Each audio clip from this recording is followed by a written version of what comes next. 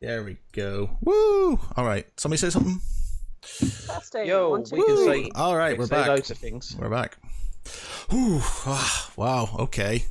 Some serious technical difficulties there. It's not like I left it to the last minute today or nothing. Well, hey everybody, Matt Geary for the Geek Pride cast on this Sunday evening. Slightly later than we usually have it, but I'd like to say I had a good excuse, but myself and my brother were just finishing off a round on Rome Total War, and I kind of backstabbed one of my long-term allies because he refused to trade with me, and he was just attacking me a lot, so I couldn't stop because it cycles through the turns. So I was like oh my god, I've got to be in the podcast, but I'm getting attacked by 2 armies of Gauls.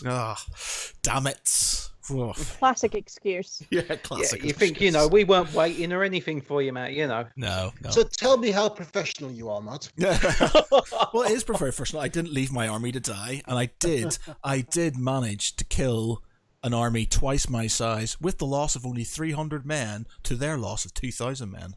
That's how good I am. That's how pro I am. That's a true Spartan then. Yeah, well, I'll make you a medal. I'm currently the Roman Republic. My brother's playing Parthia. And so it's a good one. It's good. Okay, so everybody, what have you been up to since we last spoke? What's going on in the world of Geek for you guys? Shield's back.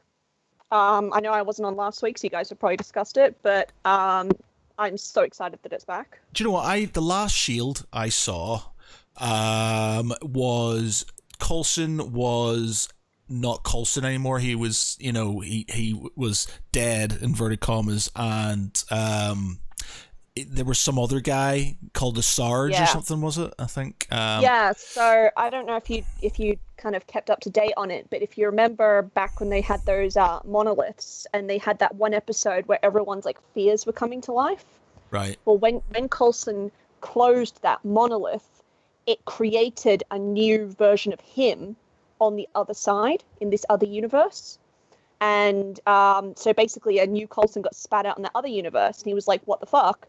And one of the evil guys in that basically universe was like, ooh, free body, might do that.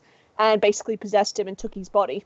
So he was DNA, the same as Coulson. He was kind of a clone of Coulson, but it was body, not mind. Right, okay. All right. Simple stuff, And now this season he's an LMD. Wow, okay. Yeah, well, they basically went because it's a time traveling season. There's an alien race trying to wipe out Shield before it was ever created, and they basically went, well, if anyone knows the most about Shield's history and the best kind of moments to make sure things don't get fucked up, it's Coulson. So we'll load all his memories in from a couple seasons earlier when they were in the framework, upload all the data that we have, and we'll basically just make a new Coulson, and then I don't know, I guess we'll shut him down afterwards because we're all kind of low-key weirded out about what we've done here. And it's actually kind of amusing because he's very much like, I'm not okay with being alive again, but I'm also pretty okay with being a robot because I can punch through walls, and that's a bit cool. And it's kind of fun to see a return to a Coulson that's just enjoying shit. Oh, okay. He's having fun, every time he manages to do something that he gets shot in the back in the last episode and shrugs it off, and he's like, dope. And that's kind of, it's nice. I think last season of S.H.I.E.L.D. definitely lost its sense of humor. Yeah, I'm really behind in lots of things. Like I would watch S.H.I.E.L.D., The Arrow, Flash, Legends of Tomorrow to a certain extent. And to be honest, who's watching that anymore except for like, oh god, people just want to suffer. I don't know, Josh probably. I think I've given up on most of the CW. Yeah. I am trying New Stargirl though. That's actually been okay at the moment. But I kind of got to a point where I was really enjoying The Flash and I was really enjoying Arrow. And then all kinds of crap happened, and I just haven't watched anything S.H.I.E.L.D., any of the CW stuff in about easily a year now, so I'm well behind. I've not seen any CW stuff since Arrow came to an end. I watched the crossover that was on at the end of the year, so I'd got to The mid-season point for Flash, for Arrow at that time. I got through to the end of Arrow, but everything else is kind of just sat there. And I don't know. I just feel like now that the shows just aren't really doing anything that's nothing that interesting. There's nothing that's really must watch anymore. Batwoman was a real disappointment for me. Batwoman at the moment, because I haven't watched it, but obviously, apart from the odd couple of episodes and the crossover, Batwoman though, I don't get how they're going to go forward with this. It's such a weird situation. The whole idea that they're now going to not so much recast Batwoman, because that'd be far too simple. No, they're actually going to bring in a whole new character who has nothing to do, apparently, with the storyline, nothing to do with all the characters, relationships, everything that's been built up over this last year. Count 2 years if you go from the Elseworlds crossover the year before, and now they're just going to go, we're doing Batwoman. It's not good, Batwoman, An argument could be made that the current Batwoman has just got so much negativity associated with her. Like, a lot, there's been a lot of talk about the reasons why she left the show. None of it's official, of course, but apparently Ruby Rose is an absolute nightmare to work with. Really held up not only the show, but the script writing, because she had just an inability to learn lines and learn scenes. Like, scenes that should have taken like 5 minutes were taking 2 hours. So there's the potential that the show was really stunted because the writing team felt they couldn't do anything that was, her acting ability couldn't match it. So now they might be just coming in saying, okay, fuck it all. Let's just let's start again. We haven't got any of the baggage left over, but please keep the super suit. That's the one thing that show nailed. That Batwoman suit is just so lush. I love it. I think when it comes to January, when all these shows are supposed to start, I think there's going to be a massive dip. I know the viewership has gone down year after year on all the superhero CW shows, but I think when it comes back in January, you're going to have a massive hit on Flash. I reckon you're going to have a massive hit on Legends of Tomorrow, and I think Legends has already been suffering quite a bit in terms of viewership. Supergirl, I watched about 5 episodes of the latest series, and I can't believe just the quality has just gone down so badly. This is a show that I was a diehard fan, and I just had to stop watching it because the quality was just getting worse and worse. But it's not even, it's not even the cast, I think, to a degree, because I think they do try quite a lot. And the whole idea, what they were going into this season, the whole idea that Lena Luthor now finally found out that her best friend was Supergirl. How the fuck did you not know that for the last 4 years? Is quite a good question. But I always thought that was going to be such a good twist, and I thought that was going to be such a great play. And then the first 3-4 episodes in, I'm just like, is this actually going to fucking go off? Is anyone actually going to, bring something good to the story? Are they actually going to expand on it? And the thing is, that's what I always found was good about the CW shows in the beginning, especially with Arrow. They haven't got the budget of, say, like an NBC or a Fox. They haven't got the budget of, say, like Warner Brothers Film Studio or anything like that. But it's the writing, the storytelling, the characters. They really do make some great character pieces when they put their mind to it. That's why Arrow, especially the first 2 seasons of Arrow, I think are probably some of the best, if not the best, superhero TV of all time, because it just works. The original time. Wow. The original Arrow was really good because it was quite gritty and quite dark. I couldn't get into Supergirl, and I loved Lois and Clark from back in the day and stuff. So I don't mind slightly kitsch and sort of things. It's quite nostalgic, but for some reason it just had nothing for me. I gave the season a full watch, and I was just like, I was getting to the point where I was just struggling through it, and it annoyed me slightly because the Arrow was pretty dark and not overly happy clappy. Flash was sort of in the middle of sort of both, and what's it called? Legends of Tomorrow was just pure comic relief. But Legends worked. Yeah, I just couldn't get. Yeah, it did. As bar the horrendous history sort of stuff that they threw in there, like really. I just couldn't do it. Like, I'd get to each episode and I'd be like, oh, so now we're fucking with Star Wars. Now we're saying that we came up with Star Wars. You know what? I can't do this. I just can't. As a lover of history, you've hurt me too much. Shut the fuck up. But None of you are interesting enough to have created anything that you're all assuming. Like, they even took it. They took credit for Obama. Fuck's sake. I think when you look at the CW stuff, the one thing I had to remind people about before, you got to look at the CW's other programming.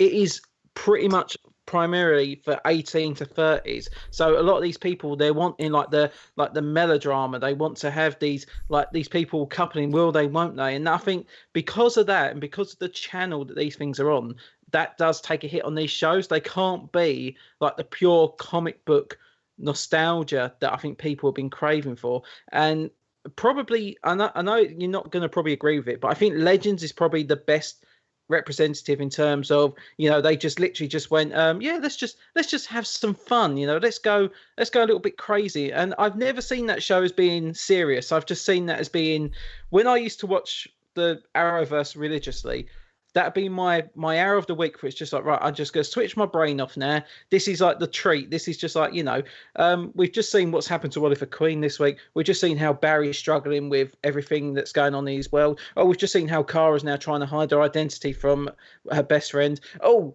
what are the Legends doing? Oh, they're going back to Egypt, or they're fighting a unicorn, or, some shit like that. And it's like, when you go through to...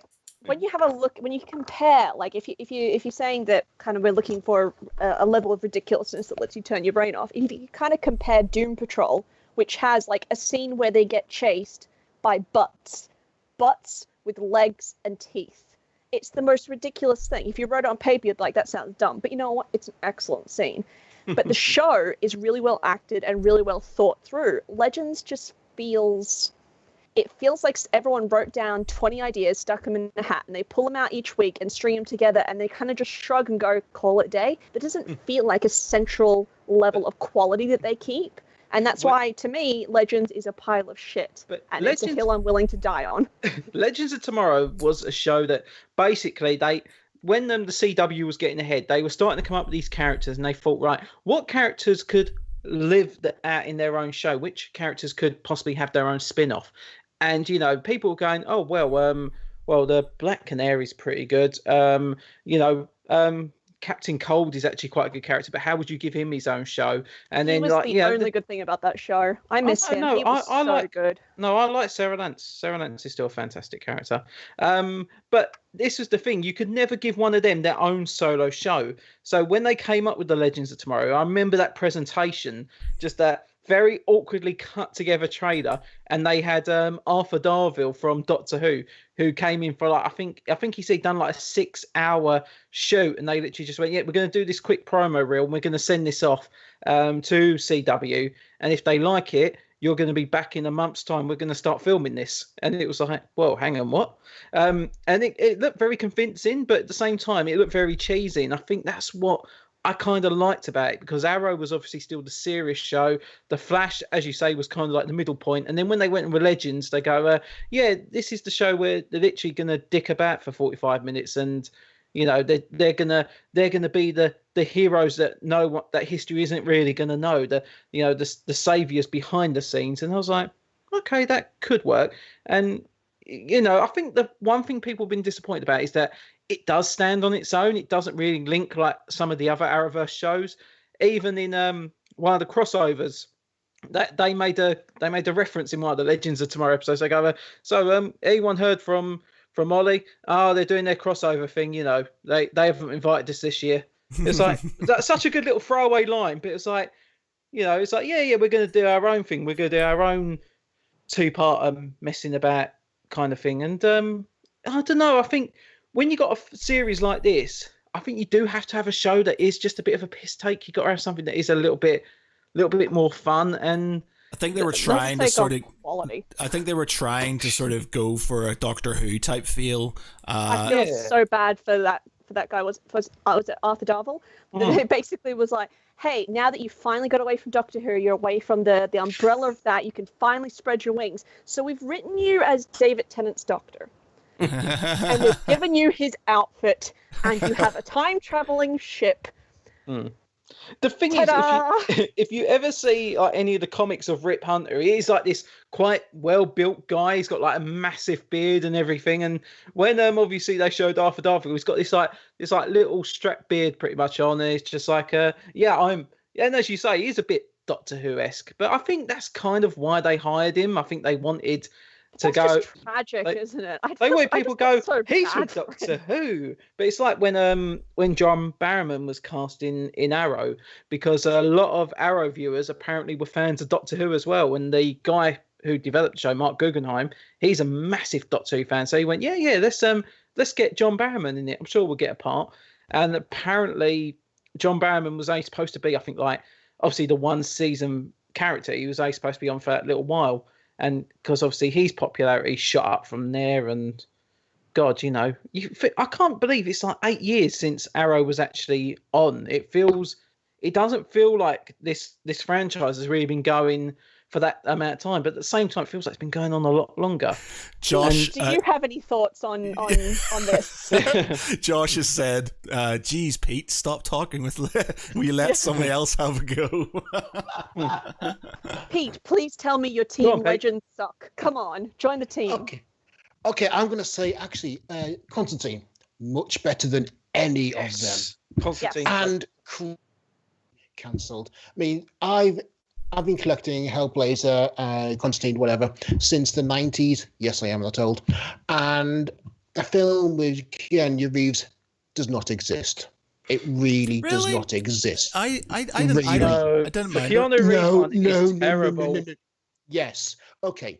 The thing about John Constantine is that he's a working class Liverpudlian. Right? Yeah. Goes to Newcastle, colossally fucks up a possession and is constantly just paying for that mistake. He's not American. He doesn't run around with a holy shotgun and the holy hand grenade of Antioch. Whenever he fights, he gets the crap kicked out of him. He's not a fighter. He's a con artist. He has no magic. Well, he is potentially the world's greatest magus. That's his entire point. But he rarely uses magic. His main skill, his ability, is his way to talk his way out of shit. One of the classic comics is when he gets cancer and basically cons the Three Lords of Hell into healing him. Not by magic, not by some mystical way. He actually cons the Three Lords of Hell to heal him by fighting over his soul. He basically sells his soul to all three of them. And then because a soul can't be divided up, they either go to war and destroy hell or they heal him. And yeah, basically Matt Ryan nails that character from so much better than the rest of the Legends cast that when he joined the show, I think it made it more obvious how much the show, sorry again, but it sucks because he's so much better than the show deserves. But do you know why they've added Matt Ryan but not actually brought back Constantine? Because it comes down to so popular. Well, no, it comes down to NBC because they're basically dicks with the whole rights issue. They, after the whole Constantine series finished, it's something about they have like a 5 or 7 year contract onto the TV rights, so they can hold on to the majority of characters, they can hold on to settings, they can hold on to plot points. They can basically hold it, I believe it's until 2021 or 2022. And at that point, if CW then decided, we do actually want to do a Constantine show, and I can't see why not. I reckon Constantine is a perfect addition, and it would, it would help with the variation of ideas because we've got the Superman and Lois series, which is going to be a bit more probably like family drama. I believe the Flash is obviously still going to carry on for at least a couple of years. So you've got that side. You've got the Legends. You've got Supergirl. You've got Batwoman. Depending on what happens with Batwoman, there, God only knows. And a Constantine series, I think, would just be the perfect addition. Did you end up watching Doom Patrol? Not yet. Because there's a character that comes up in it who's very Constantine-ish, who's played by Mark Sheppard. Okay. He's kind of got that. Yeah, he's got that same kind of I'm into magic, but it's weird fucking magic. And like I've got matches from this one grave, 16,000. It's very similar, and I think it'd be really kind of fun to see the two of them kind of either working together or being too similar of characters that they hate each other. But you should really give it a go because he's very Constantine-ish without being like, you know, like ripping off the character, but he just seems like he would fit really well into it. And I'd be interested to see if in the comics they have any kind of relation. What's the character's name again, sorry? I know he's played by Mark Shep. Let me Google it. Okay.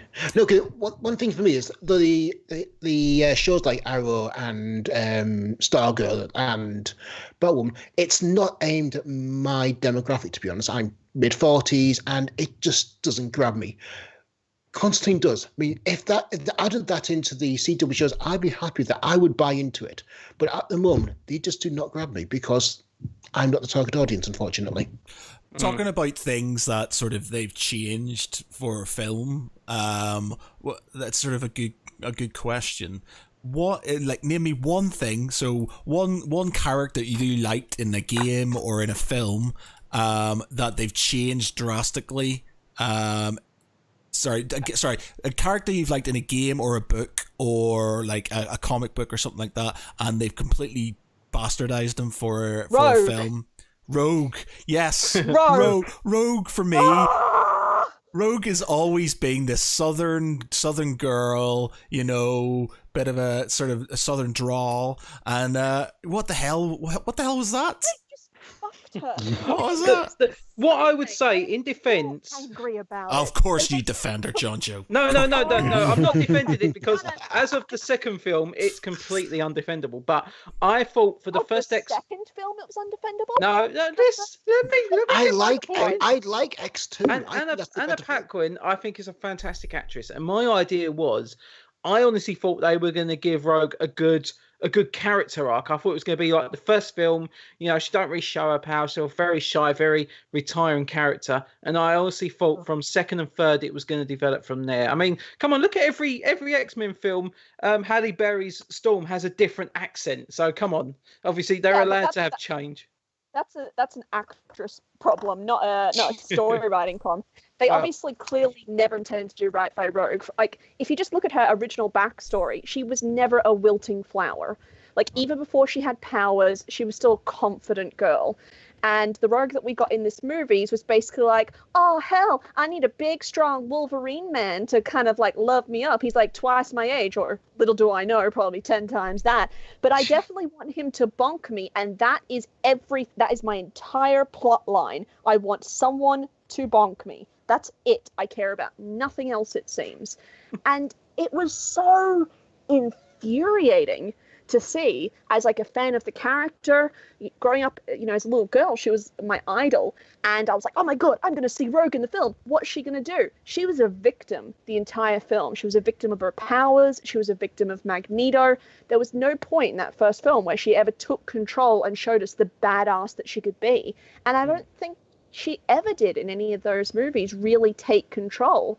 And that was just a complete misunderstanding of her character. They basically went, oh, we like Anna Paquin, chick with a white stripe in her hair, that's hot, put her in a bit of leather, call it a fucking day. There is nothing to me that can redeem what they did to her. It's a hill I will die on. I will fight you on this. Fuck what they did to Rogue. Yeah. Matt, did you want to have any examples of where maybe the adaptation was better than the? Ooh, because well, we'll go. We'll go through. Give us one that you don't like, then, Jonjo. All right, one I really don't like. I really hated in and I really enjoyed the first Ant-Man movie. I'm gonna say that before anything else comes out. I hated how they done Yellow Jacket, because in the original comics, Yellow Jacket is Ant-Man. It is Hank Pym. It's basically when Hank Pym is he's having some identity issues. He's kind of having some real tough mental trauma, and he basically becomes like villainous in a sense. He starts striking out at the other Avengers. He starts basically, it comes up, there's some quite horrible issues where he does get abusive to his wife, and it's one of them avenues that I kind of thought they were going to go with in the film. I thought they were really going to push an idea that Hank Pym is holding some real dark secret stuff that's going to make him look like an absolute bad guy. I really thought a third act twist was going to be he was the real Yellow Jacket, and I thought it was going to be that he was pretty much in control and he was the bad guy. And because they literally just went, no, Joel, we're going to make this completely different character, Yellow Jacket. You know, what's the relation? Why is he Yellow Jacket? Oh, it just sounds cool. Yeah, we'll give him that character name. I really hated that because that Ant-Man was a comic book character I was very familiar with. It was a character that I was really looking forward to seeing on the big screen. And Scott Lang is better than Hank Pym. He's a much better Ant-Man. So when the idea of Yellow Jacket was being introduced, I really thought there's going to be this plot twist. They're going to go, yes, Yellow Jacket is going to be Hank Pym. He's going to show that he's villainous. He's going to, there's going to be this big arc. And it was like, no, they really missed on such a big opportunity. And I think taking a fantastic name like that, a fantastic idea for a character, and just make it into such a generic villain, no, that was just the one terrible mark against such a great film. Yep. What about you? What about you, Peter? What's something that's been fucked up for you? Oh, Valerian. Anyone watch that? Oh, No. fair. Beautiful, visually beautiful film, but Visually otherwise, what a fuck up. Yeah, I mean, it's based on the comic Valerian and Lorelei, and they completely screwed up the characters. I mean, Lorelei and Valerian are meant to be two badass cops, and what is Valerian? He keeps trying to bone Lorelei, and it's just no. They look like that time where the 90s went through that thing about being obsessed with half-starved models. Both of them look like they belong on a half-style, like a Vogue runway in the 90s. Yeah. Then in spacesuits. I've got nothing against the actors. I actually really enjoyed the dude, whatever he was, when he was in Spider-Man. And I've enjoyed her in something. I don't know what it was, but I'm sure I enjoyed her in something. Oh, that TV show where she was a fairy. There we go. But they were just not right for that role. It was just very badly written. I think the actress who played Lorelei was good for the role, but I do not think she was given the right material to work with. What's really damning is that Luc Besson, who directed that, also directed Fifth Element, who was inspired by reading Lorelei and Valerian. It is so weird because the rest of it is and then so when he visually makes beautiful. and when he makes the comic, actually makes his original inspiration, it just goes to pieces. I have no idea what happened there. I can only imagine he had a massive brain fart, because really, that should have been, an easy goal for him. But no, he just completely tanked it. And I'm literally actually reading the comics at the time, and I was thinking, is this the same thing? Is this the same material, or what? I mean, really. That being really said, bad then. that movie and Ghost in the Shell are movies that I would buy props from. To keep, but I would not watch again just because the prop department, everything did a beautiful job. But I tried watching Ghost in the Shell recently, and ye gods. I mean, I have no problem with Scarlett Johansson as the Major. Yeah. I mean, fair enough. She's an android. twist. But the writing was just so bad. I mean, it looked fantastic visuals, but it just Gangster robot. So good. Fantastic ideas, but just really badly executed. When it was in the cinema, I did go and watch Ghost in the Shell, and do you know what? I knew it wasn't going to be great, but I took it for what it was, and the visual aspect of it looked bloody fantastic. And the acting wasn't great, but what it was for me was the twist about Scarlett Johansson's character when they reveal, oh no, she was actually an Asian woman, but they've basically given her a new body that's a white person, and it just made me think, why did you do that? That was not needed at all. It kind of it's almost like a reverse of Star Trek Into Darkness when they wrote a extended universe comic to explain why Khan was now a white guy. And in the comic, they basically were like, Khan, we've woken you up, but we're worried people might remember who you were. So we've given you extensive plastic surgery and made you white and British. So if you could talk with a British accent from now on, that would be super. That's the official storyline. I think I've heard about it. Is this the comic where apparently it was a time traveler from, obviously from the future, has actually gone back and literally just went, look, if your plan is going to succeed, do as I say, and be British. The British are very good at getting shit done. You just can't be Indian. We just say the optics are not good. We want you to Into get Darkness. One bit I found in Star Trek Into Darkness that was hilarious was when like the generals are going, "Oh, there's been an explosion, right? But he's not left the system. We've got him trapped." Do you know how big the Earth our star system is? It is. I love the fact that they were like billions of square, cubic miles. It is massive. Saying he's in that system. Yeah, okay, that's a very big system, guys. You might want to narrow it down a tad.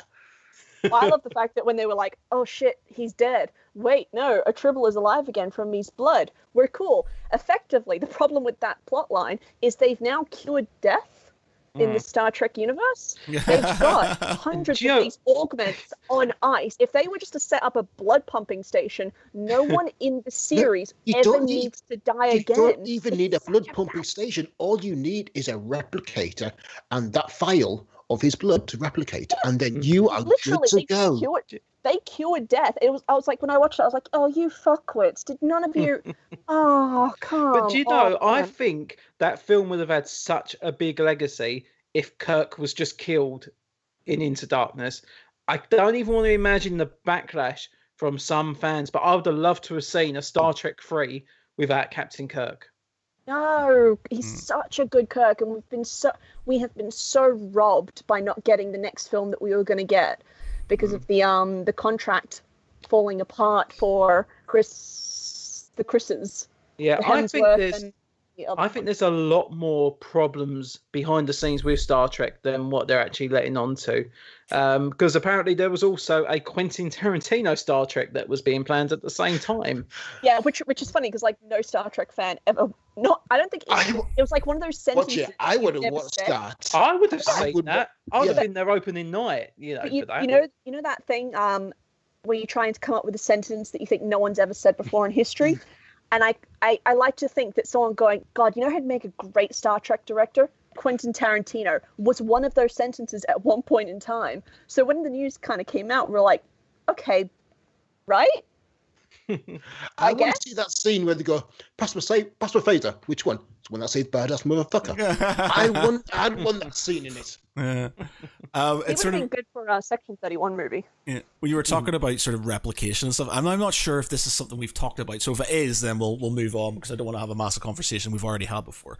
But when you're talking about the replication of somebody, I remember having a really long conversation after watching Altered Carbon about like double sleeving and if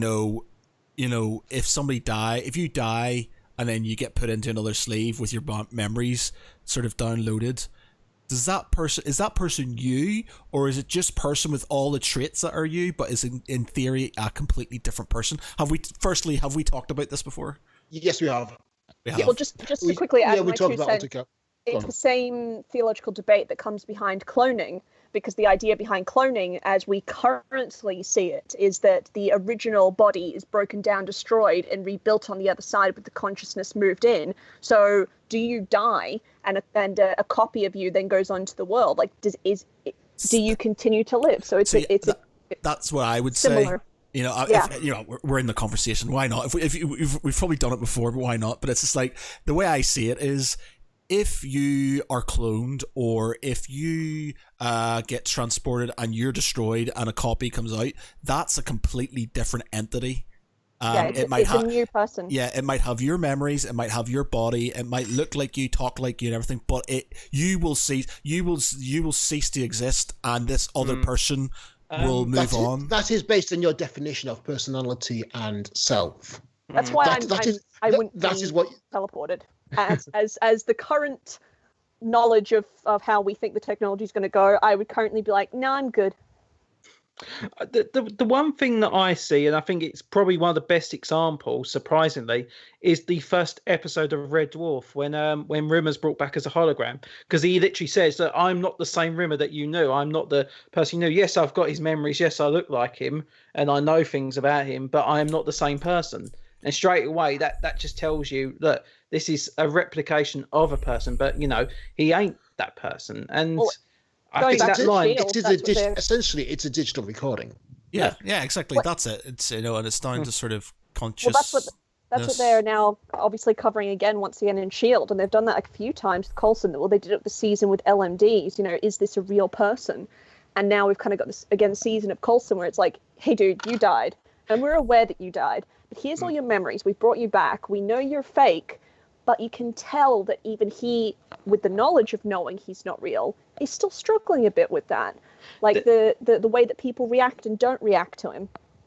Well, Blade Runner actually answered that question. I mean, the replicants were artificial people, but as far as they were concerned, they were real people. They wanted life. They wanted to exist. So even if you're an artificial person, by your perspective, you want to exist and keep going. It is a very human trait, and by that definition, that's what makes them human. Yeah. Well, I'd say you'd say that they're definitely human, and they're definitely sentient and deserving of rights, but they're just not the same person they were before. Yeah, I think that's pretty much the thing we're going with. It depends on your perception as well. Yeah. I had one other. I was just going to say one of.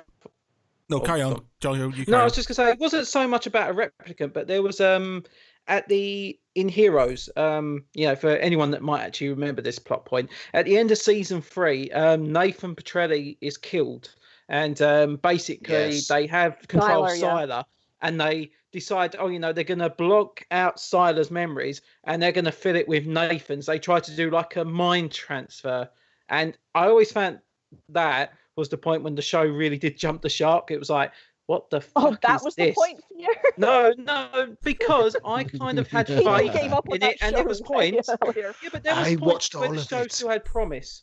And, I watched through the whole of it thinking that things have got to get better. And when this plot point came up, and they were going, this isn't Nathan, but, he thinks he's Nathan. He's got the memories of Nathan, but, Nathan is dead. And it's the whole idea when... There's one episode when he kind of has amnesia. He reverts back to his Sylar body, but he doesn't know who he is because the Sylar consciousness has been pushed out of his body. It's in Matt Parkman's body. It's like, what? Yeah, it just got fucking weird. And it all comes back to Zachary Quinto. Yes, it does, because Zachary Quinto basically said, yes, you're going to give me your blood and I'm going to bring back my captain. And now he's like, yeah, I'm right in the middle of this fight between some guy who's dead, who's taken my body, and another guy who's now keeping my consciousness from going back to my body. Speaking of heroes, well, to be honest, Pete, just quickly, Pete, you said you watched all of Heroes. Did you watch the reboot series? No, not seen that one. You've not seen Reborn. It's I will just say, what channel is it on? If I could take it out of my mind, if I could burn that out of my mind, I would happily do it. Okay, it was an interesting premise. The only thing I found about it was that they were too reliant on certain story beats that just had nothing really to do with the essence of Heroes. And, the whole idea of, save the world, things like that. Yeah, okay, you do expect that. But you got given a load of characters that up until the last episode, you didn't actually know who the fuck they really were. You're trying to establish a connection with characters that you've not seen before. You're getting... There's only one actor. Isn't that any TV show, any new TV show that starts that you're having to establish relationships with characters you don't know? New TV show that starts is different, but Heroes Reborn was, as they said, if Heroes had carried on, this would have been like season 10. This is what Tim Kring had said when he was developing the show. He said, but it's like a new team of X-Men. It's in the same universe, but it's new characters. You can't judge them based on the fact that you love Jean Grey.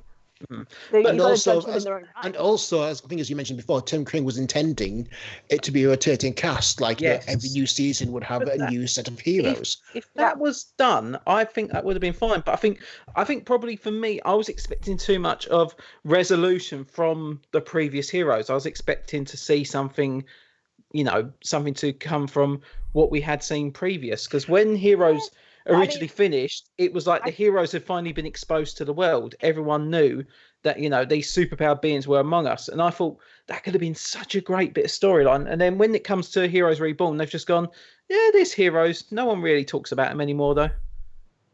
And also, I think one of the issues with these gone. Sorry, if you want a show that's basically the world now knows about it, then you just go watch Gifted. because is exactly that show. The world knows about mutants now, and they're fucking mad about it. Yeah, I didn't like Gifted. Gifted. Some of the actors are fantastic. They're really fantastic. Sorry, Pete, what were you saying? I was going to say, like, one of the problems with a show coming back after a certain amount of time is that it's getting the original cast back because they've got new gigs, got new jobs. Now, There's a getting the couple of the original cast that came back, which is actually pretty cool. Yes, they had okay, cool. Jack Coleman, who was obviously The dad of the Mr. cheerleader. Bennett. Yeah, Yeah. Mr. Oh Bennett yeah, came cool. back. Yeah, I do like that character. Hero was Hero- back. Yeah, Oh, Hero Hugh was back. Nakamura, he is a Yeah. fantastic. And do you know, he was actually quite tolerable in it. He was quite funny. There was a character I really liked in it, and what she was there was a hero whose ability was to basically to put himself in video games, and what he did was he created a daughter by creating her in the video game and making her a real person. That was actually quite a good story, Pete. I enjoyed enjoyed that, and it made her an interesting character because she didn't know that that's what she was. She thought she nice. was a real person, and her father was trapped in the video game. Yeah. There was actually some bits that did work in that show, but it was like 25% was good, and then the 75% was like, nah. And I personally found it was quite good, and I think Pete, you should definitely give it a go because it introduced some interesting concepts. It's just that Cool. I think they probably wrote it expecting to at least get 3 seasons. Right.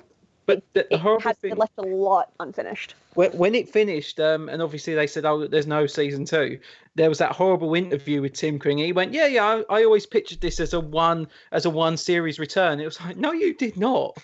No, don't you dare make up crap like that. That was never. Hey, let the guy keep his poor suit ego. Anyway, Gary, what was the character that got ruined for you? I stole Rose. Oh yeah. Oh god. I've asked that You question. brought it up. I know I've asked the question and I've thought about it. Haha. I might have to come back to you. That there are going to be a Well, how few, about but I just Your can't. follow-up question was who was done better than. So I've actually thought of that one. A Discovery of Witches, the TV show, was 10 times better than the book. The book, because I started watching the TV show and I'm like, oh, there's a book, I'll go read the book. And the book was the worst trash I've ever fucking read. There is 4 chapters devoted to vampire yoga. I'm not shitting you. They decide to go to a romantic supernatural retreat where they do yoga with vampires. It's not good. And in the show, they just cut all of that. It's like someone just went through and just ripped pages out of the book. And then there's this one scene in the books where they're like, we've gotten married. How about we do this thing where I wrap you in covers and talk sexy to you all night? I'm not actually joking. In the TV series, she goes, oh, you're going to wrap me in covers and talk sexy? He's like, no, I'm going to fuck you. And I'm like, thank you. Jesus fucking Christ. Actually, They cut out, like, you brought up my one of my favorite shows. It was like, I shouldn't say films. Interview the Vampire. Yeah. Far better than the actual book. I read the book as there's literally a page dedicated to describing a fingernail. That's why you can tell it's good because Anne Rice hates it. No, she said initially she hated it, then she watched it. But actually, that's pretty good actually. I think she came around once it got good. Yeah, but no, I completely agree with you. It was so much better because, like, I love some of the Interview of the Vampire books, some of them. Yes. But in other ones, there is like, I always remember this one thing whenever people are like, ooh, vampires, sexy. This is how Anne Rice views sexy and vampires. She has a scene where these 2 vampires are like, okay, so we're vampires, we love each other, let's fuck. And the older vampire is like, it's going to be pointless, we can't fuck. And she's like, no, we can definitely fuck. And he's like, no, you don't get it. We don't have blood flow. I can't get an erection, and you can't get excited. So she's like, no, we'll try anyway. And she just grabs it and sticks it in, and then they both just awkwardly sit there like, well, that's not working. That's an actual scene in a book that was published. Yeah. Oh my God. Yeah, the best Anne Rice books, in my eyes, was Blood and Gold. The Body Thief. Tale of the Body Thief and Vampire Lestat, because that had pacing. It had a goal to them. Before she went completely off the rails. Oh, yeah, we don't talk about that. That's sort of where it ends. We just really went bonk. Did you ever read her attempt at a werewolf book? Yeah, but I sound like I should for the laugh.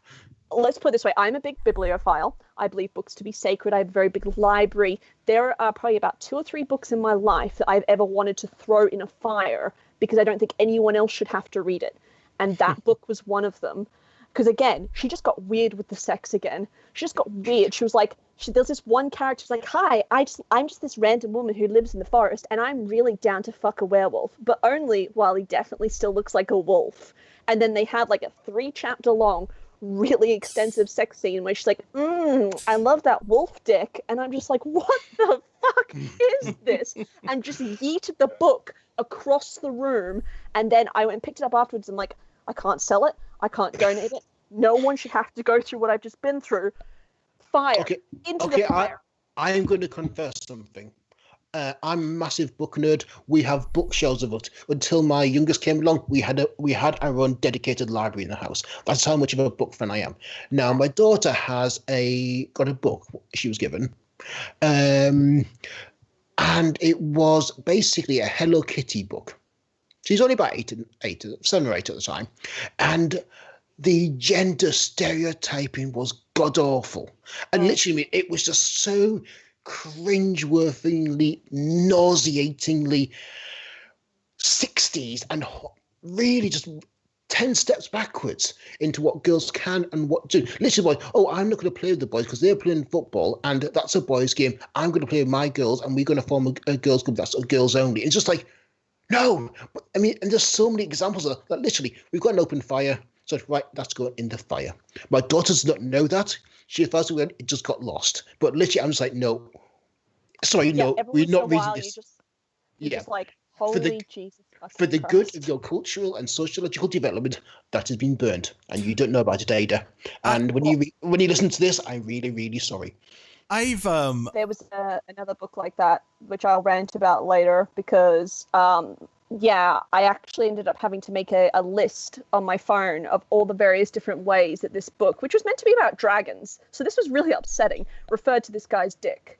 It was like his white rod. He sat there contemplating his ivory length.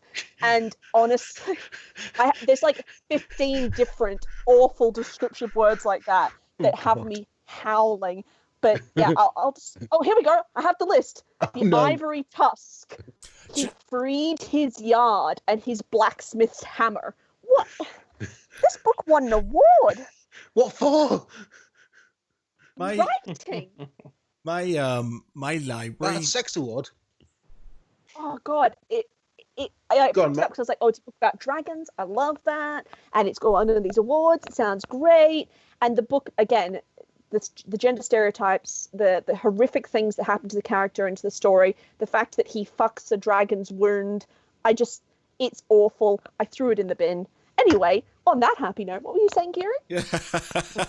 I was thinking, I don't know if I have a character who I've disliked from a book, simply because I was trying to think about my library, and I have a lot of books, but my books collection consists mainly of historical narratives, and the fantasy stuff or fictional stuff consists of the entire Sharp collection, and Sean Bean did Sharp really well, so that is flawless. Yeah, so that he's pretty much bang on, so I like that. Lord of the Rings, obviously all the Lord of the Rings books. I'm trying to think, Game of Thrones, and all the Game of Thrones ones, but it's like Lord of the Rings. I think the films did the characters, even the sort of cartoon back in the day, and the current films. The Hobbit. The Hobbit. We don't talk The Hobbit. The Hobbit. You know what? As a trilogy of films, I didn't like very much. I enjoyed it enough because I like Lord of the Rings, but it should have been like a long film, not all of them. The thing is, I don't think the characters were bad, as in they didn't really, from what I remember of The Hobbit. And The Hobbit sort of, for me, the films kind of elaborated on certain things, which I kind of liked in certain ways, because there's certain things in The Hobbit which just happen, and it doesn't really there's no exposition, and they sort of expedite things a bit more in the films. But again, characters-wise, it's not a massive thing. Then there's all the Warhammer books, which they haven't really got any films of. So, what about comics? Has there been a comic book adaptation that has ruined you?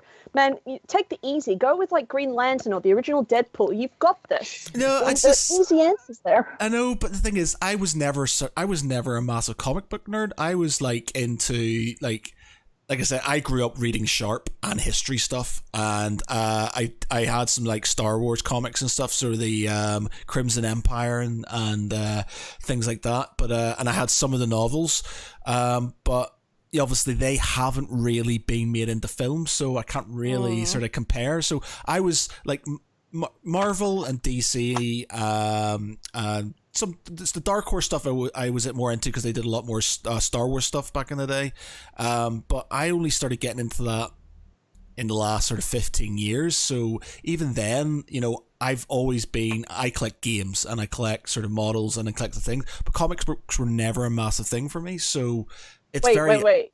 Didn't they do a Warhammer movie or something? They're doing an Eisenhorn series TV series this is coming up, which I hope they do well.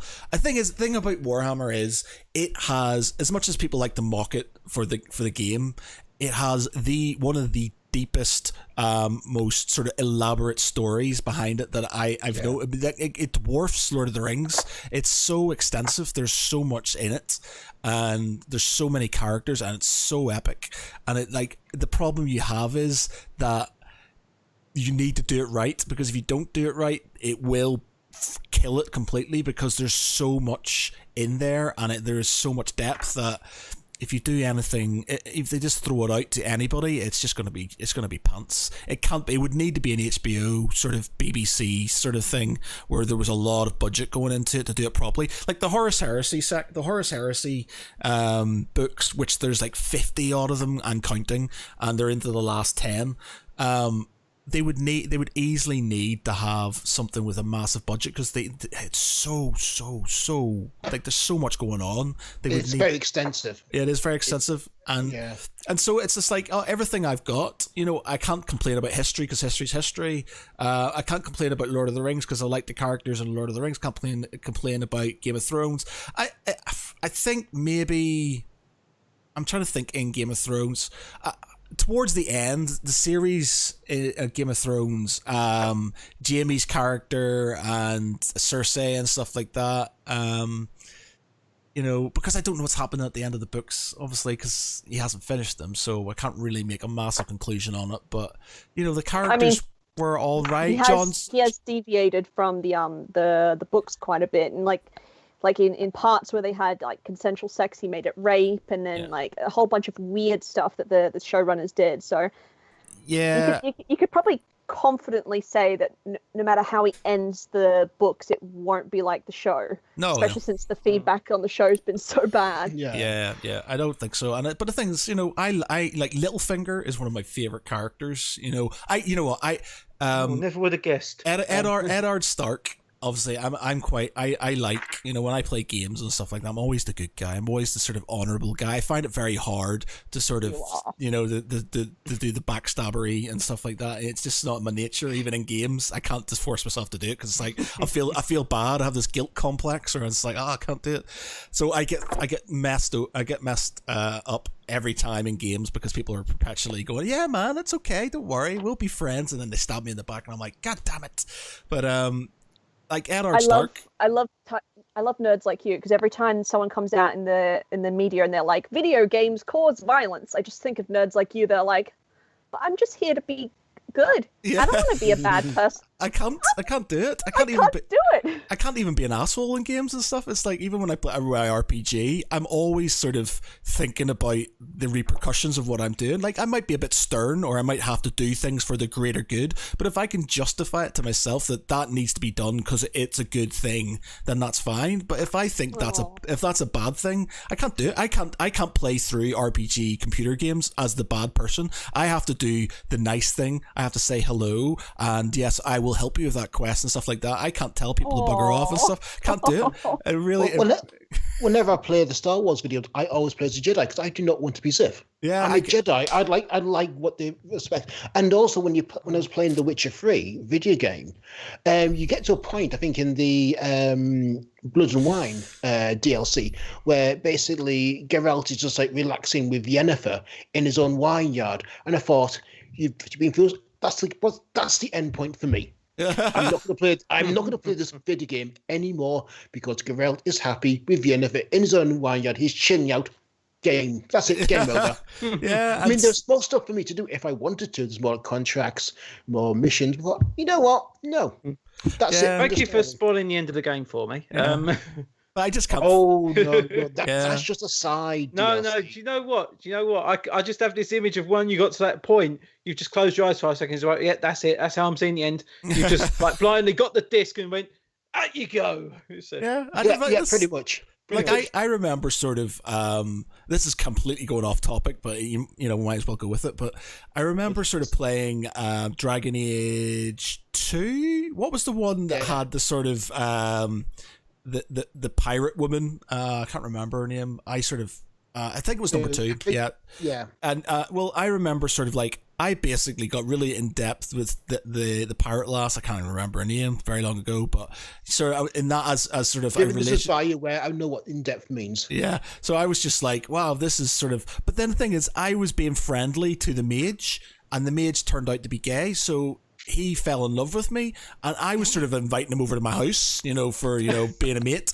But then he sort of took it the wrong way and thought I wanted to sleep with him, and I felt horrible, like I'd been leading him on or something. And I was just like, part of me was like, do I need to sleep with him now, or is that sort of like I'm just feeling really guilty? Well, I don't normally swing that way, but I feel really guilty. Gets me forward. That is so British. Yeah, I'm so pissed. I couldn't possibly offend. So, I suppose I have led you on. So let's do this. It's just sort of like really bad. I hate it. I've got a massive guilt complex when it comes to stuff like that, and so I can't do it.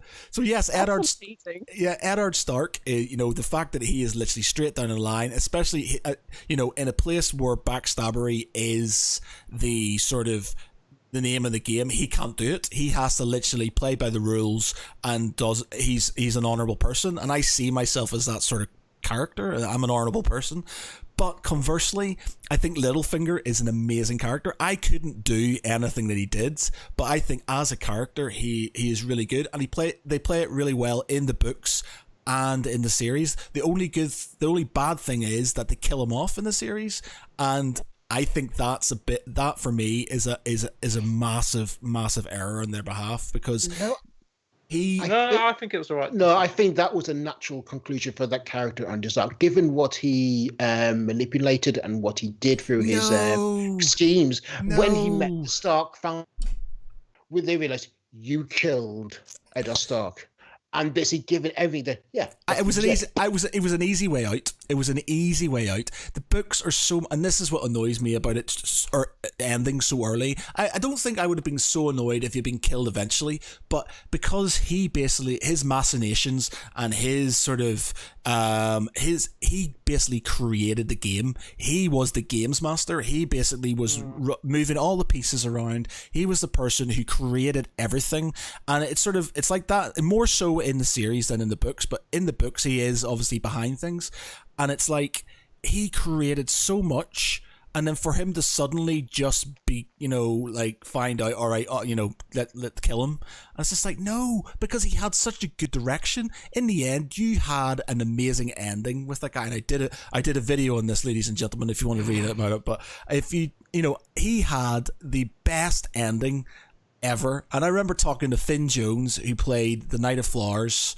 about this, and I talked to Daniel Portman, who played Podrick, and even Christian Nairn, who played Hodder, when I was at the LFCC many moons ago.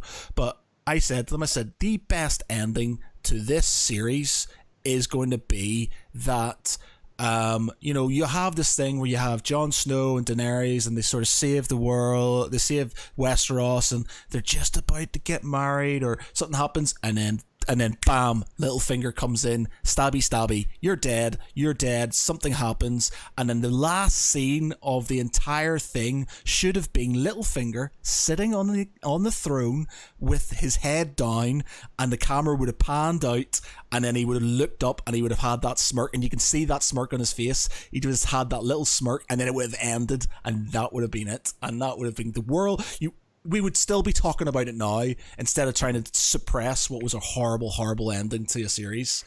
It's an amazing phenomenon, isn't it, watching what happened with Game of Thrones? Because for so long it was this thing. It was just part of the public consciousness, whether you were a geek or not. You couldn't walk into a Waterstones. Like, I saw entire sections of fantasy books removed from Waterstones to make room for Game of Thrones merchandise. Still salty on that one.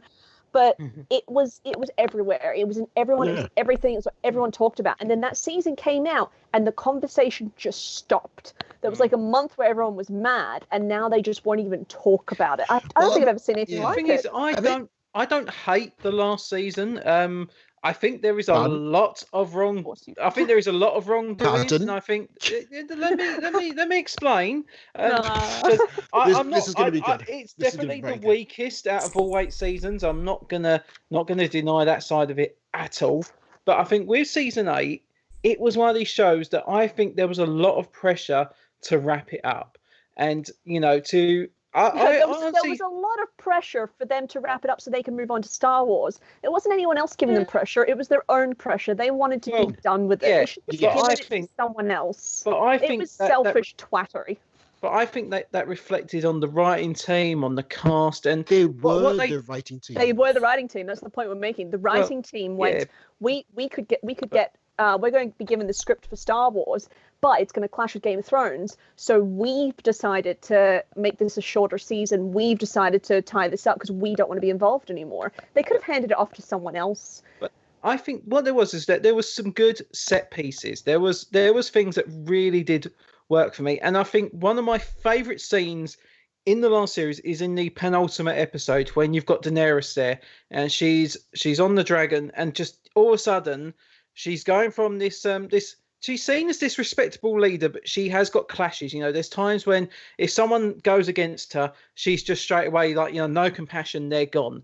But she's trying to show herself. She's trying to keep hold of some humanity. And it's just that moment when she's just in the ocean and you just see her snap. All of a sudden, she's just come into King's Landing, and you've got all the innocent people around her. All the guards are laying the swords down. They've given up. They're saying, "Yep, King's Landing is yours." And just all of a sudden, she goes into Mad King mode, and she's just wiping out everything. The whole. But the thing is they would have done that if they'd had a full season anyway, because it's one of the things they've alluded to in the show is that she has the potential to do that. The point we're making is that because they wanted to get out of it sooner, they just slammed that plot line in there without any actual proper build up to it.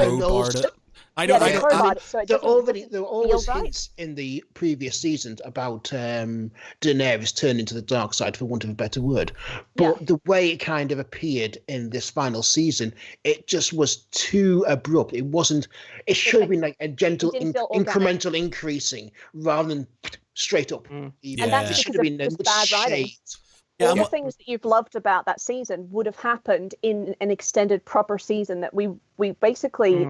That we deserved, but because these two writers decided, we're going to go do Star Wars, they basically just went, fuck it, threw all the plot points at a dartboard and just went, let's just tick, done, and we fucked off, and they've lost Star Wars anyway, which is hilarious to me. Yeah, they fucked us for nothing. I think there must have been, when you get given a show like Game of Thrones, because originally, if you think when it was first announced, the book sales were very minimal. There was very little fan base, but obviously HBO went on it and they went, yes, this is going to be our headline property. This is going to be something we're going to really push forward with.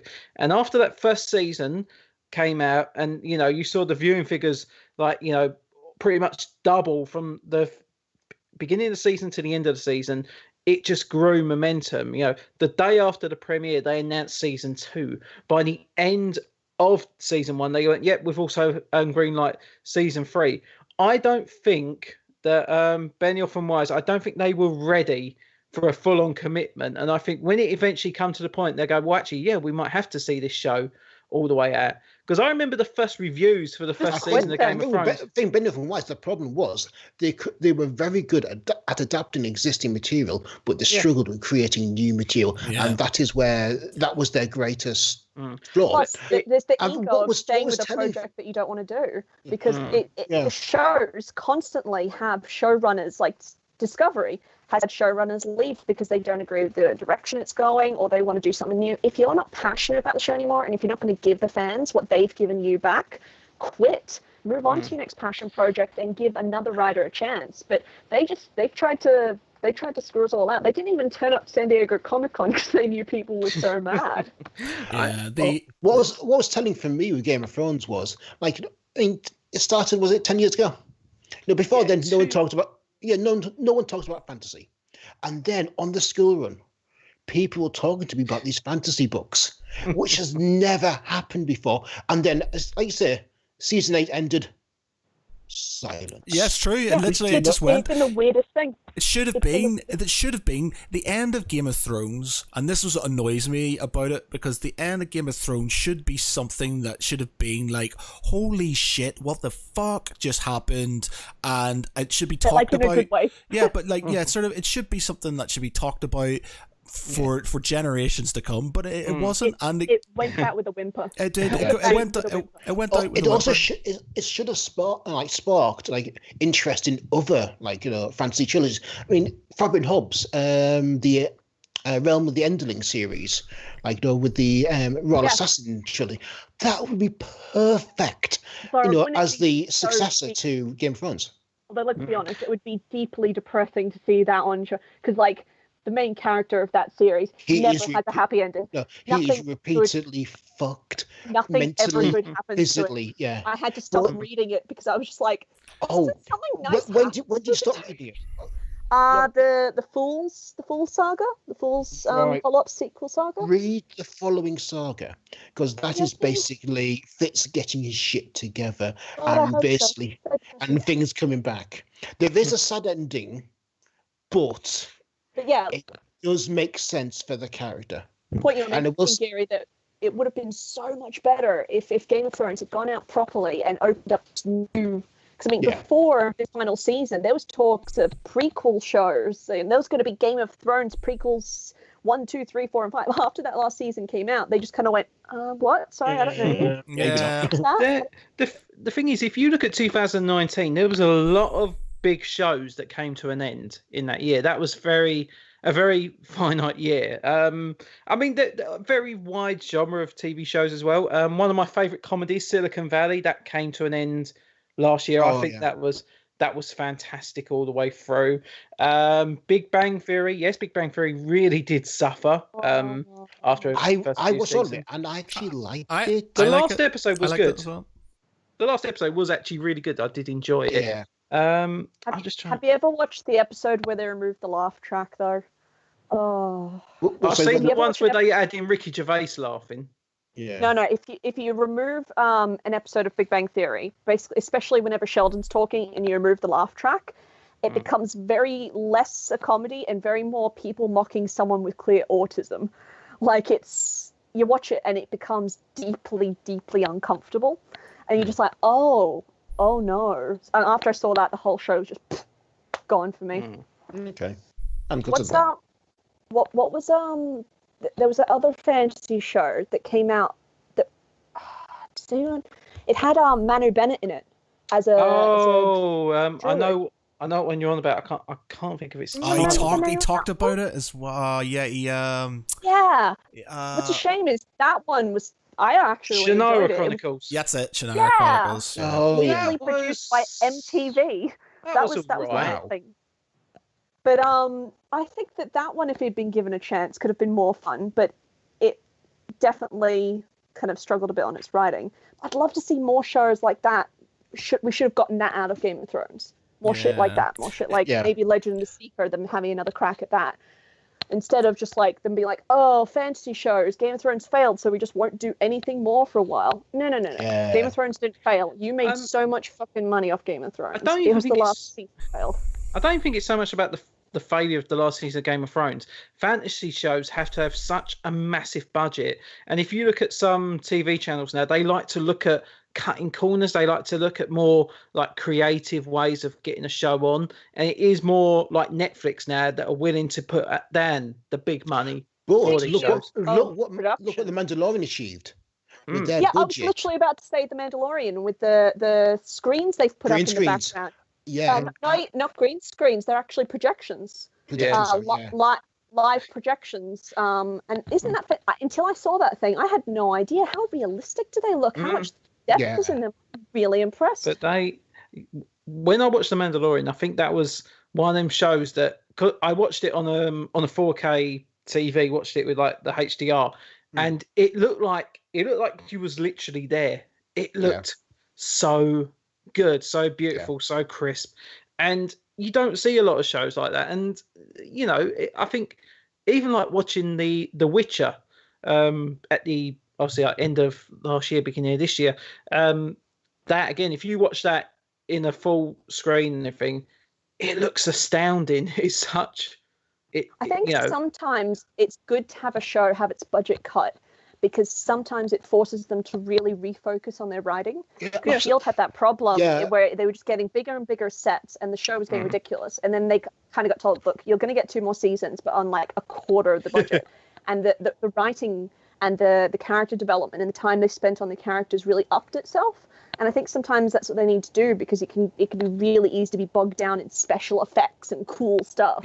When at the core of a good show is good writing and good acting. That's what happened with Supergirl when it went from CBS to CW, because that was, I think the average was about $3 million an episode. And then when it went to CW, it was about half that. And I have to ask, where was the money spent? It certainly wasn't on John Jones CGI. Jesus Christ, that was never good. That is what my sleep paralysis demon looks like. Yeah. Just putting it out there. I hate that thing. But you know, I think there's a big thing. When I think one of the biggest mark changes was years ago. You had Jericho, which was a fantastic drama, a very good post-apocalyptic show. And the first season, I would not say it post-apocalyptic. I would say more like apocalyptic. It was it was like the next Lost, except it never got past the season. But then with Under the Dome. But then when they got the second season, which was only about 6 or 7 episodes, you could tell they literally just went, right, you can have the show back, but you're going to have a fraction of your budget. You're going to have less time to put it together. You're going to have to work on some tighter schedules. And sadly, the second season really did suffer because of that. It wasn't the same. It really whimpered out so badly. It's another example of a first season of a show which was just astounding. It was mind blowing, and then it got given a second chance, and it was just like. That being said, did Jericho really have sets to lose? It was basically set in a town. Like, it wasn't really running that high fantasy budget we're kind of talking about. And it was a bit like Under the Dome, which had a bit more fantasy takes. Did anyone else watch that? Oh, I loved Under the Dome. I didn't. Yeah. No, I liked it. I wouldn't say I loved it. I enjoyed the ideas, but... And I like some like the neat kind of weird touches. It just like you just dropped in, but it just the first season had so much potential, and then I don't know if you stuck with it, but they ended up being like the dome was put down by aliens, and the aliens want to infect the people under the dome with an energy that makes them create their own doppelgangers, and then those doppelgangers will go out and invade Earth. And I'm like, surely you could do that without the dome. Like, that's like the whole world saw the dome thing. They tried to nuke it. Like, if you're going for, like, subterfuge... Yeah, it ain't working. That's not working. This is a bad plan. Did anyone watch Flash Forward? Yes. No. But Flash Forward was such a... the thing is, I remember that first half of that series, and I absolutely loved it. It was one of the shows I couldn't not watch. Yeah. Because the intrigue and just the puzzles coming, like the pieces coming into place, like every episode, and it just had such great intrigue. And then I don't know what happened. It it kind of just lost its momentum. The all the points that had been set up from the first episode, as they were falling into place, they kind of didn't stick their landing, and then just how the series ended for me, I just really. They were trying to be like a mix of 24 and Lost. I mean, that's but when they ended, they had multiple versions of flash forwards, like different flash forwards of different times. Because everyone was because it was his like the main one's daughter, Josephine's daughter. She saw like 20 years in the future when she was reunited with her father. There was like, I think one of them, the male nurse, I think he looked like 6 months or something in the future. He saw himself getting married or something like that, and it had a great premise. And I remember reading the flash forward book years ago, and I did really enjoy it. But that was a very different one because that was more set so many years in the future for the flash forward. It wasn't a 6-month one. And I know that there was apparently plot points for a future book where it was going to be that they were going to try and take everyone who's having this shared flash forward, they were going to try and push them so many years into the future when humanity was apparently no longer existing, to try and kickstart humanity again. And I know it went really crazy. Enough, was the plot of that Heroes Reborn? Yeah, kind of. Yeah, because it was trying to move them to the future. I wonder if that was why it got cancelled. It wasn't. It was bad, but I wonder if it was more. Oh, you plagiarised flash forward. Yep, we've got to get rid of you. Yeah, because the thing with Heroes Reborn is basically they're like, oh yeah, the world's going to blow up. So what we're going to do is we've got this guy who can move through time. We're going to move a bunch of people from this time into the future where we've built like a new habitat for humanity and start again. And I was like, damn, that's dark. And now I see how the 2020 is going, and I'm like, no, that's a little bit more reasonable. Can we reconsider? Yeah. Yeah, like Yeah. This year has certainly been full of sci-fi plots that in the past were like, no one would do that with a virus. No one would get bit by an alien and go back and just have dinner with their mates like everything was fine and ignore quarantine. Oh, shit. I was just going to say, because I'm sure I just looked at the time. I'm sure Matt's going to be saying eventually, start to wrap up. Because we'll say about like characters that have been adapted better than their source material. Yes. How far did everyone get? I've got one more to add. I've got one more to add actually. Domino in Deadpool 2. I loved her in the original comics, and she was better in the film. I thought she has so much sass and just I didn't attitude. Say Colossus. Deadpool Colossus was fantastic too. Yeah, Colossus is brilliant. And I can't say that I've ever been a fan of Colossus, like in the comic books. He was just like one of those X-Men who was just like there for me. A background. I was like, Colossus, whatever. But in the movies, I was like, fucking love Colossus, man. I always find it funny that the first Deadpool film in particular, they always used to go on about how tight the budget was, how they had to make do with what they could. But they had a CGI character for the whole movie. So, who's really trying to save money? Do you know that Ryan Reynolds spent $60,000 in order to wear the Betty White shirt in the opening scenes of his Wade character? Yes. Yeah. Because for those who don't know, because obviously Wade is such a big fan of him, fan of her, whatever.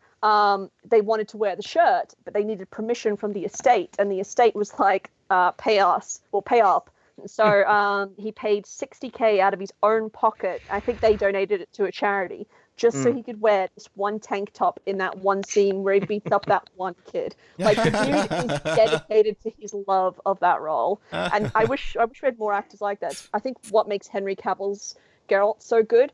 He is really, really dedicated to the character. Like, apparently he's gone home and slept in his armor to try and weather it. Yeah. To which I'm sure the costume department's like, Henry Cavill's great. Job. Henry Cavill's great. I think he's an amazing Superman. He's an amazing Geralt.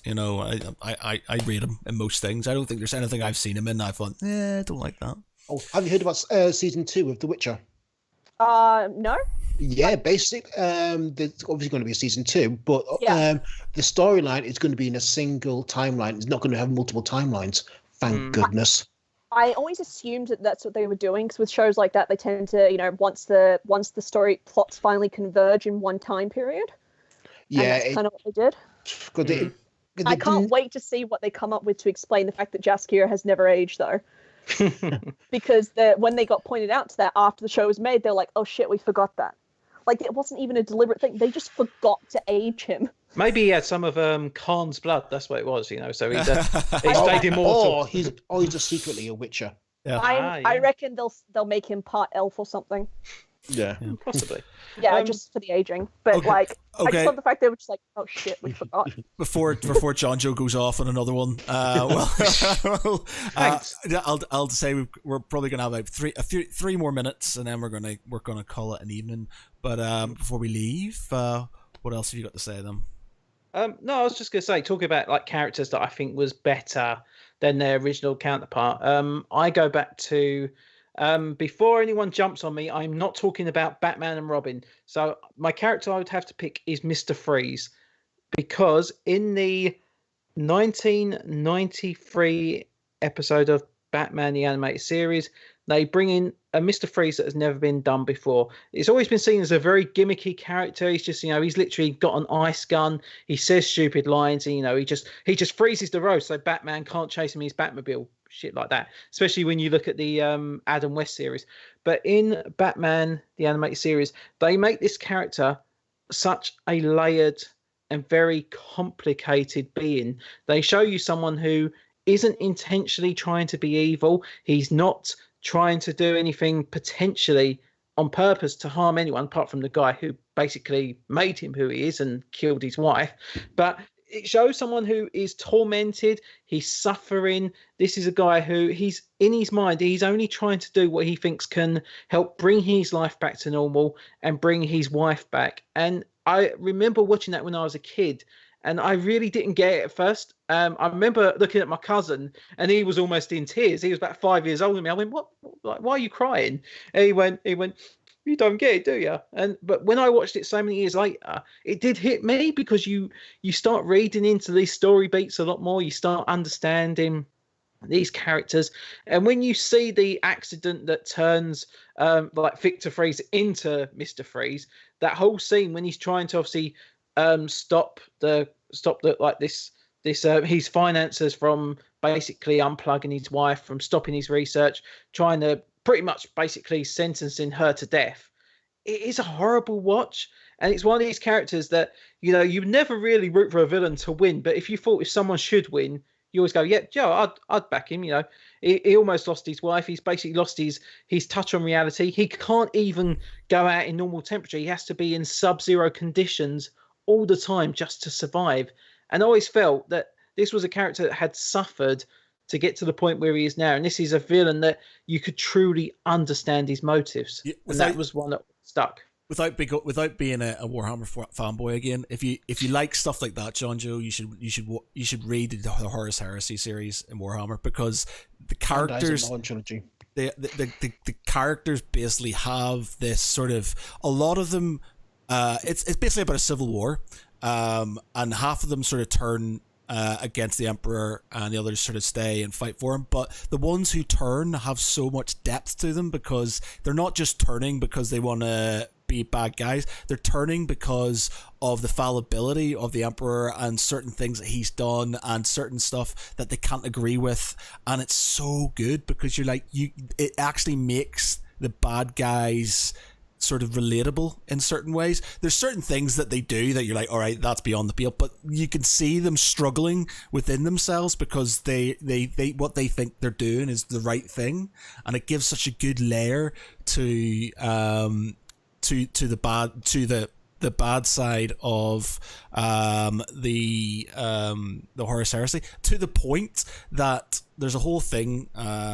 There's a legion called the Alpha Legion, and they are technically a part of Chaos, which are the inverted commas bad guys, but they're meant to be actually the loyalists of the loyal, because what they've done is they get told by this interstellar species, I can't remember the name, what they're called, begins with a K, the Cabal or something like that, I can't remember off the top of my head, but basically they get told that if the Imperials win, if the Empire, the Imperium wins, loyalists win, there will be war forever. there will literally be thousands of years, tens of thousands of years of war. Millions of people will die. And it will literally be the end of the universe, because it will literally just engulf itself in war. But if Horus wins, humanity will eventually die out, but so will chaos, because it won't have anything to feed off. So you will have defeated chaos, and it's the whole thing about that they turn to chaos to try and bring about the end of chaos. So they're doing it for a different reason, and stuff like that is amazing, because it's like, it's not just bad guys going, yeah, I'm a bad guy, I'm twisting my mustache, you see, I'm a bad guy. It's just like they're doing stuff for a reason, and that's what makes it relatable. And I think, please give us that impression again, Gary. I'm a bad guy, I'm twisting my mustache, you see, I'm gonna rob this bank, No. That's gonna be a character in our D&D game tomorrow, Pete, I think. Oh god! You see? Oh god! That means you've got to talk like that throughout the whole game. Well, Yeah. we did No, have please don't. we did have Prospector Pete yesterday, and then last week I think so. Yeah. Just have that character turn up just now and then, just drop a bit of exposition and leave. No context. I'm the bad guy, see? And then he ran away into his mine on his little mic trolley. Yeah. Oh dear. And then he went on to like kill an orphan or something in his little orphanage, because it's apparently was this character from A Penny Dreadful? he's a I don't know, a 1920s gangster, I think. See? Right, okay. I feel like I'm doing like the Wario impression when I'm doing that. Okay, so it's been an hour and a half now, so I think we're going to call that the end of our podcast with this is the end of the podcast, you see? So, yes, thank you very much. We had a very broad sort of spectrum of conversation tonight, which was good. It was very good. So, yes, thank you very much to everybody who was watching. If you're listening to this on the podcast, thank you very much for subscribing and listening. Have a good night, and we'll see you next week. I've been Matt Geary, and with me has been Peter Ray Allison. Good night. See you later. Jonjo Cosgrove. Stay safe, true believers. And Laura Benson. Bye, everyone. Thanks a lot, guys. See you later. Bye. Bye. Bye.